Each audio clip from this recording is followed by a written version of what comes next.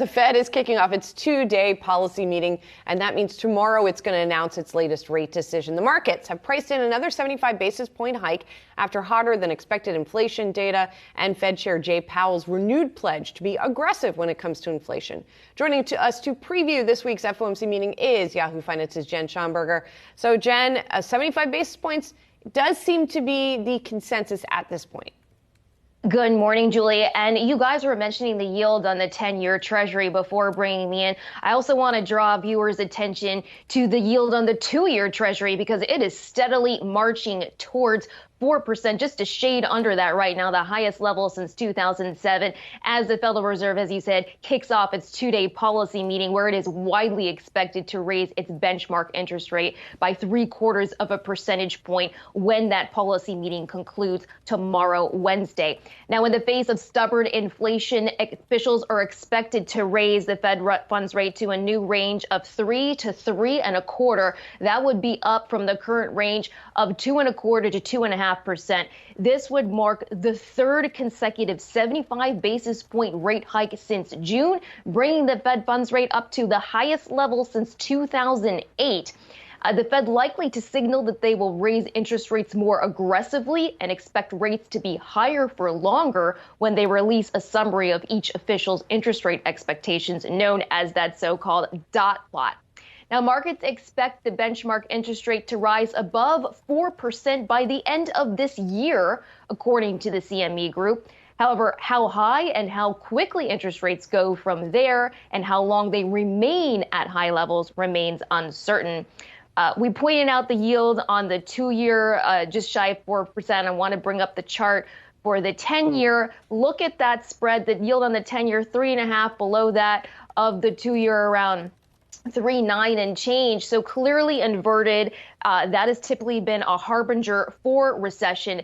Fed Chair Powell has said that pain would be required to bring inflation under control, implying that the Fed is willing to withstand a recession in order to bring inflation under control. The question is, how much pain is the Fed willing to withstand to cool inflation? Guys? Jen, while we have you, what is the tenor that you're expecting from Fed Chair Jay Powell? Because it's even more than the decision that they make and announce tomorrow, but it's even more about how he actually kind of positions the chatter around what their discussion was even prior to those meeting minutes coming out. Of course, it's really what the Fed chair is going to signal to anybody who's listening in, as the Fed has been looking to not just regain credibility among the American populace, if you will, but then also continuing to ensure that even within their policy decisions, that it's not this massive shockwave, and that they're signaling as best as possible what the pathway may be going forward.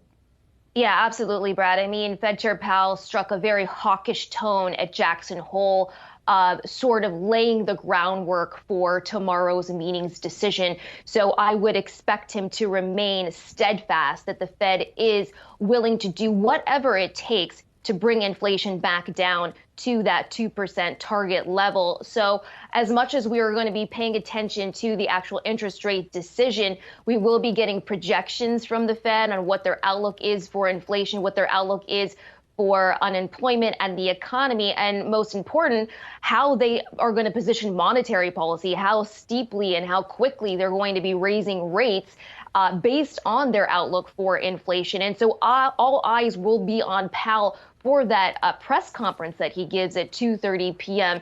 Eastern. Again, I expect him to remain steadfast. He has invoked Paul Volcker in the past, implying that he is going to take the same approach and do what is right to bring inflation down, even if that means a recession at this point. Yahoo Finance's Jennifer Schonberger, thanks so much. And let's continue this conversation, too, because there's been so much expectation that's been building up from some of the banks and what they're expecting. And even furthermore, not just this meeting, but what's to come at future meetings, too, from the Fed. Right. And Jen just mentioned Paul Volcker, of course, the famous Fed chairman who really ratcheted up rates in order to get inflation down.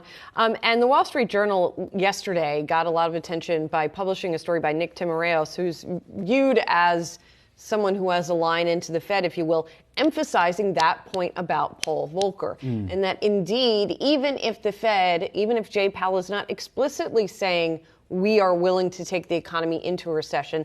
That is the implication of the messaging recently that we have gotten from the Fed, the invocation of someone like Paul Volcker, who he mentioned at Jackson Hole. So all of that, given all of that, I guess, it's not surprising that you do see more trepidation on the part of the market going into this Fed meeting, and not as many people talking about, oh, well, going into next year, we'll see a cut at some point or a pause at some point because the focus is on this. Yeah, there's been a pause on the pause narrative for a little bit here. And I think the markets, of course, were taken by storm after that Jackson Hole symposium, because that was the clear shift in that there was no longer that pivot mentality that was even on the table. And so now it's a larger question of, to your point, how deep a recession might be that the Fed is comfortable with letting happen in order to meet some of their benchmark targets as well going forward.